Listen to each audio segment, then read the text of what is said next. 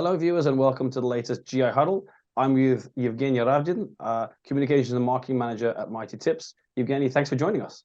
Yeah, hi everyone. Hi Tim. Thanks for having me. Pleasure to have you on. An interesting concept we're going to talk to you about. As I understand it, you've partnered with some actual football players rather than teams. To start off with, could you kind of introduce us to this concept? Well, I think that concept is a bit too loud term for what we're doing, but I'll try to do that. So the idea that we had is that we wanted, I don't know, maybe I should just say a couple of words about our brand to understand what we do, and from there to go what we needed and how we got it. So the MightyTips.com, the brand I represent, is a website, is a betting guide website, so to say. It's not a book, it's not a sports book, but it's a website heavily related to betting, with like bookmaker reviews, bookmaker bonus reviews, bookmaker application reviews, football match previews, and odds comparison, and blah blah blah. So what we wanted to do is to get ourselves associated more heavily with sports, like to raise that awareness, to get some visibility among the sports audience, and also, but I think that maybe I should have mentioned it in the first place, that the main idea behind this was the SEO, to get decent and proper backlinks on trusted websites. So this somehow combined into us getting interested in how we can partner with football clubs, and also because we're at this point we're very interested in engaging with the British and UK users and bettors. That's how we came up with the idea of looking for something that we can get from the EFL Championship. This is the second tier of English Football League. And so I started searching and realized that there is such an exciting, from our perspective, thing as a player sponsorship or kid sponsorship, some clubs call it. And so that's how it started. But you said that this is a new concept of partnering with players. To be frank, I'm not sure if they are aware of this, the players, because still you have to deal with the clubs. Yeah, this is this player sponsorship is a club sponsorship program. You come to the club and you deal with the club, and you negotiate with the club, and you pay the club. So I'm not sure that players are aware that they are sponsored by us or whoever else. Interesting. So you're not dealing with the agents, and as you say, the players themselves, it's the club still. Yes. No, we're not dealing with players or their agents on a personal level, because this is something that goes through the club, that goes via the club. Yeah, interesting. Can you walk us through the benefits of sponsoring the kit of kind of the individual player themselves? Well, the most obvious thing for us is as I said, is a backlink, because most of the sponsorship packages include a link through and your brand logo on a player page on the club website. That's what attracted us in the first place. But then pretty much depends on your own media activity, because we run a native article on our own website for every player we've signed, and we also do a press release in UK, and it turns out that this might be interesting to some media, and we get our share of media pickups. So SEO, media. I hope that at some point it will help us to raise like fan awareness. Yeah. Too. If the players we're sponsoring do good, because varies from club to club, from package to package, but most of the packages include mentioning our brand name in, let's say, match program, or on the big screen during the home games, when the player is selected for the starting 11, or when he scores, or when he gets substituted in or out. Yeah. So this is a additional value here for us. Yeah, and that bit in particular is interesting, especially the big screen at the ground, because you've got sort of 20,000-30,000 people, and yeah, chances are that something's going to happen, whether it's, even if it's not score, it's like you say, starting lineup, being subbed, that kind of thing. Yeah. Yeah, and the thing about the championship is that it's unique in the sense of it has huge reach in UK. Yeah, only comparable to the Premiership apparently, and maybe a couple of European top leagues like Serie A or La Liga. And at the same time, while having a huge reach, the costs are very, so to say, cost effective. Yeah, there is a term. Yeah, so for a reasonable amount of money, you're getting what I've mentioned, and I think this is a lot. What you get is a lot, because another thing that you are getting as a player sponsor is a number of plausible things, like signed shirt, or several tickets to a game mid-season, or an invitation to play a sponsorship gala at the end of the season. And apparently, since we are not based in UK, but we are based in Riga, and we're not, as a company, we're not really interested in getting a signed shirt or things like that. But we're aware that there are kids who would value this a lot, who would value a lot a chance to spend an afternoon with a player from their hometown club, and get a signed match worn T-shirt and things like that. So with all the clubs that we're partnering with, we're agreeing some kind of a small charity project, so that we keep what we need, like the links and the visibility, and the nice additional things. We ask the club to find, it can be a nursery home or some charity foundation they're working with in their town, and to transfer this to some kid or several kids at their own choice. Is that, you mentioned the cost of effectiveness, is that maybe the biggest advantage here? Because let's say you did a sponsorship with Erling Haaland, the cost would probably be insane, but for the actual traffic you're getting, you know, people might, if Man City are playing Nottingham Forest, you might not get that much betting activity anyway, right? Because we all know, most likely, anything can happen, but Man City are going to win that game. So is it, you're getting a reasonable price, but actually you could still be getting, if not more, you know, a reasonable amount of traffic for championship betting?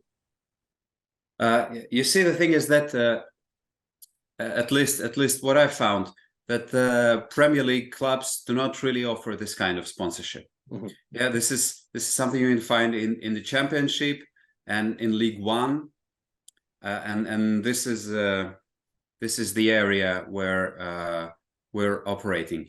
But of course, anything connected with like Erling Haaland or any other superstar is very pricey, and you have to think differently what you want to get for this money from a star player. Definitely, it won't be a logo and a link on his player page. Something very different, something else. Yeah. Yes, and here it like the thing is that our budget allows us to sign player sponsorship contracts with several players/clubs, and this somehow starts to look like a strategy, maybe not just like a random idea.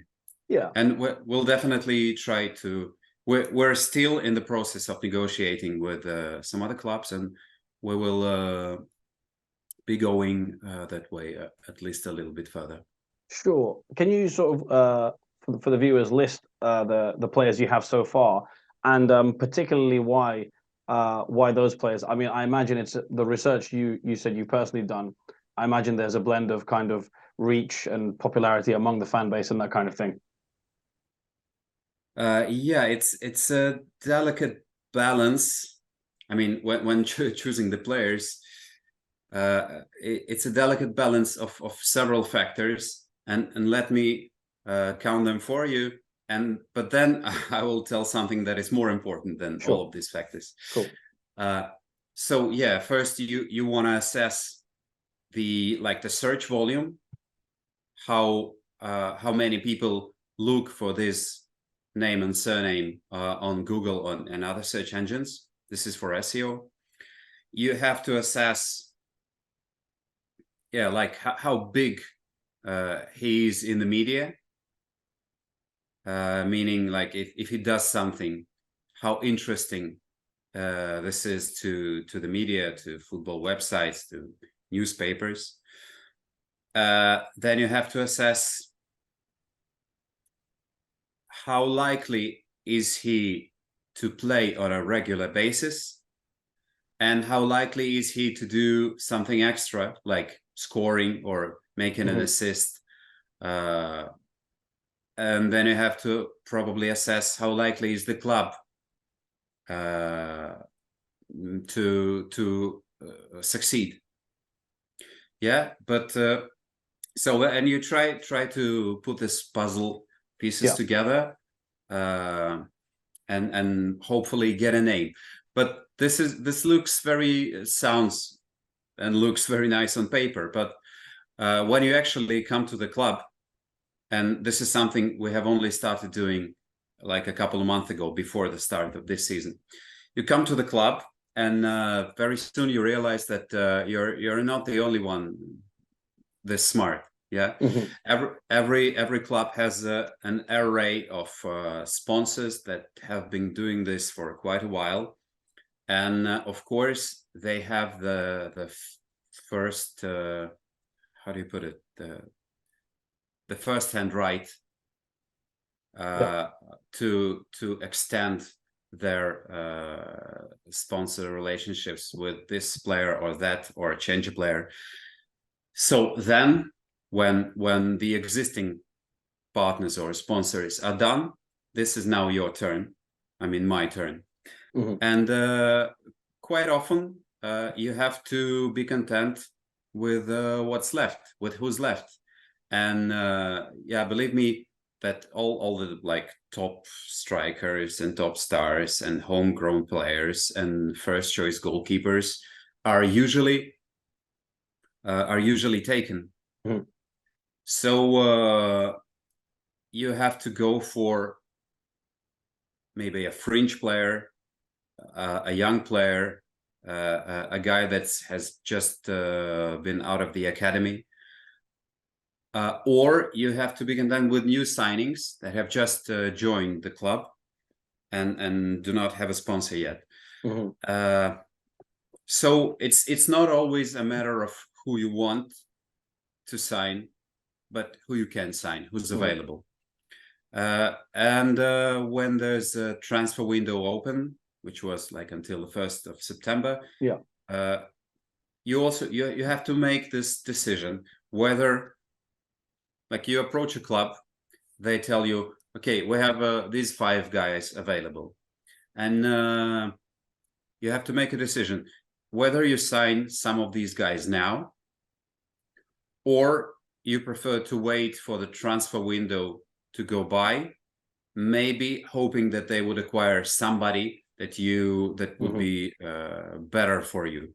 But they may not acquire anyone who's better. And by the time you realize that, those 5 players are gone now. Yeah. So you have to trade off. Yeah, like balance and juggle with the chances here. Yeah. And yeah, let's say this I can tell you about my failure, not about my success. Okay. It's something I regret, that there's a football club, Cardiff City, and while looking for the player sponsorship opportunities, I stumbled upon a rumor. It was not in news back then. It was a rumor that Aaron Ramsey, former Arsenal and Juventus midfielder, is going back to his hometown club. And I got all excited and said, wow, Ramsey. So I approached the club. We were in contact for some time at that point, and told them, look, I saw that Ramsey might be coming back to you. How about that? They were very official, and I can understand that. They told me like, well, it's just rumors. There's no Ramsey at this point, and we cannot guarantee anything. So if you want to move in this direction, just keep track of the official news. Yeah. And then, let's say next Monday, for the sake of the story, I came to the office in the morning. I opened Google and saw that Ramsey has just made it official. And so next minute I was emailing them, telling them, guys, cool, we're going in for Ramsey. They said, yeah, this is great. He hasn't been taken yet, but it's not our usual cost, but let's say twice as much, or 3 times as much. I said, okay, great. I have to just get the confirmation from like my senior, and it took me 2, maybe 3 hours to get in touch, to contact, to wait for an answer.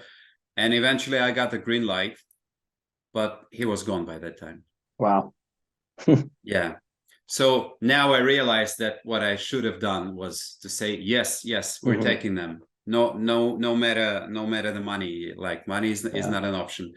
And then I would have to go and then speak to the senior and say, look, this and that. Yeah, that was a good lesson for him, because Aaron Ramsey would have been, of course, our biggest name by far. Absolutely, yeah. And it probably doesn't help that I think it was a couple of weeks ago he scored like one of the best goals of his career, I think, for Cardiff against, I think it was against QPR, like a volley from 30 yards, a little bit like his Arsenal days, but I won't rub salt into the wounds there. Yeah, and I saw them. I saw them yesterday on TV, because I'm from Latvia, and yesterday Latvia played Wales in Euro qualification, and he played like 60 minutes, but he was by far the best player on the pitch. Even in his age, he was faster than any of Latvian players, and we lost 2-0. Sort of 1 or 2 final areas from me. Regulation wise, is there anything that you need to do extra here, or because you're going through the club, not really? Not really. Also, I guess because we're not a bookmaker ourselves, but just like a website. So there is nothing, at least at the moment, there is nothing for us to worry about regulation wise. But there are some obstacles, but they mainly come from the clubs, and not in a bad way, just a condition. So some of the clubs, they already have a like betting partner, and this means a no deal for us. Like this is our partner in the betting industry, and doesn't matter whether you are a bookmaker or not, you are connected heavily with this. So and they have exclusive rights, so we cannot do this. This is one. And another is Another is that some clubs just, it's their policy. They position themselves as a family club, or they want to transmit certain values, and they say, yeah, thank you for your interest, but but we're not working with anything related to gambling or betting. So that makes sense. You have to accept that. Mm-hmm. Yeah, but no, otherwise, no regulation issues. Yeah, absolutely. And the last one from me is, so you already sort of mentioned that your phrase was kind of, we're not the only ones who are smart enough to think of this, something like that. You said, there's plenty of other companies that have seen this kind of gap in the market. For affiliates and betting websites specifically, do you think this is a trend that might start to grow? More and more affiliates, which unfortunately I don't know if that means more competition for you guys, but do you think some affiliates and websites might see, yeah, this is a new avenue, and we want to take advantage of this opportunity? Well, yeah, you're right that what I wanted to say is that there are many sponsored players in the championship clubs, but most of the sponsors are the local guys. I don't know, a bakery, or sometimes even just a family. Like, this player is sponsored by the Johnsons, or I don't know, a butcher's shop, or a car shop, sweatshop, anything. And I haven't seen anyone like us, and yeah, we're betting affiliates. I haven't seen anyone like us featuring on this kind of pages, in this kind of sponsorship relationships. So I would like to think that we're the trailblazers here of a kind. I think on a personal level, it would be flattering for us to see this trend expanding beyond our company. Sure.